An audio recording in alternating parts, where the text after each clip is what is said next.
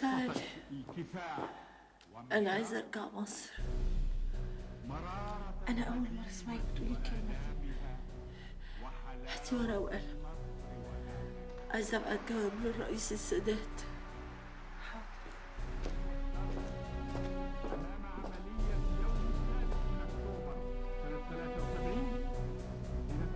القوات المسلحة المصرية من اقتحام مانع قناة السويس الصعب والاجتياح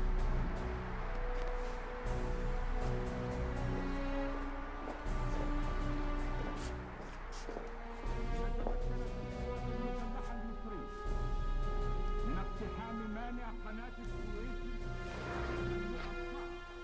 ماما، واجتياح خط برليف المنية وإقامة رؤوس جسور لها على قولي له أنا تعبت،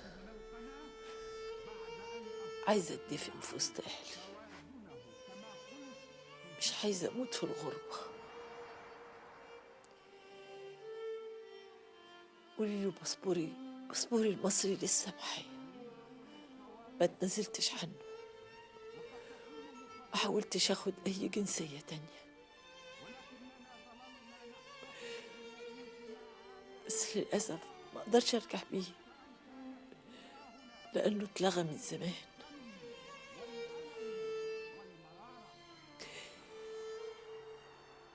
قولي له يا ريس ابعتلي باسبور جديد، عايزة أرجع مصر.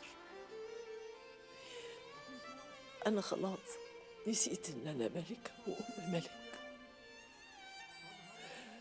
أنا مواطنة عادية اسمها نظلي عبد الرحيم صبري. عايزة أرجع أعيش في وسط أهلي في الظروف دي. قولي له بتدعي لك يا ريس، ربنا ينصرك وينصر مصر. اكتبي يا آتي. انت ما بتكتبيش ليه؟ انت نسيتي يا ماما؟ أنا مش بعرف أكتب عربي. طب هاتي هكتب أنا. هاتي.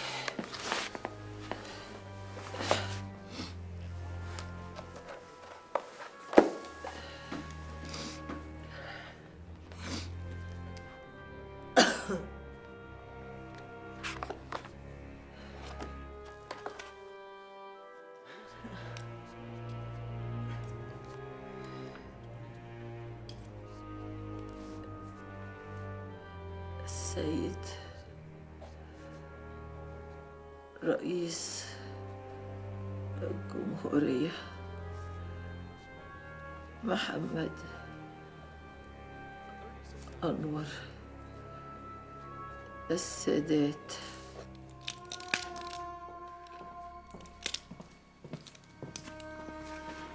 كفايه بقى يا بابا، كفايه، انت بقيت عايش على المهدئات. سيبيني يا حبيبتي، دي الحاجة الوحيدة اللي مخلياني عايش وبستحمل. عشان خاطري يا بابا لازم تعتمد على نفسك. انا ما اقدرش اسيب دراستي كل يوم واجي اقعد جنبك، وبعدين انا باجيلك من وراهم. تجيلي سرقة من وراهم، من ورا نظلي وفتحية. عشان خاطري يا بابا لازم تشتغل، اشغل وقتك بأي حاجة. الشغل مش عيب، انا بشتغل انا واخواتي عشان نكمل دراستنا، وماما كمان بتشتغل.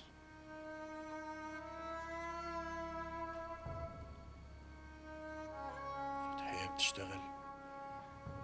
اه، بعد ما سددنا ديوننا قدرت تفتح شركة صغيرة لحجز تذاكر الطيران. الشركة دي فين؟ عشان خاطري يا بابا ما تروحش بليز، مش عايزين مشاكل. لما الامور تبقى كويسة ابقى روح.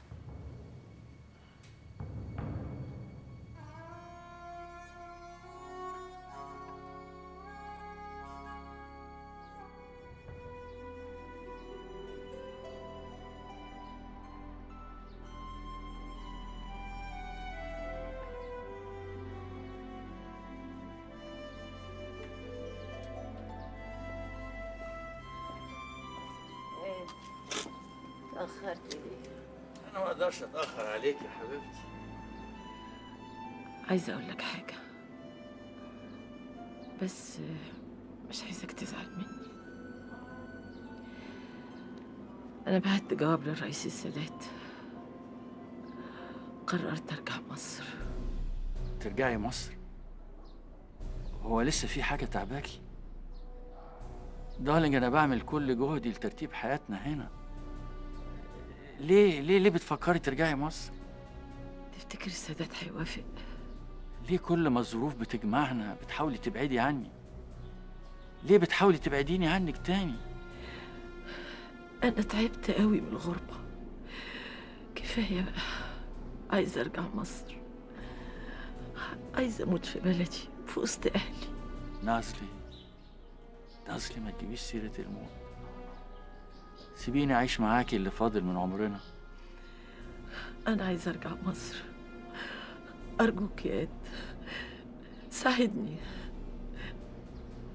مصر وحشتني قوي، عشان خاطري بليز ساعدني أرجع مصر.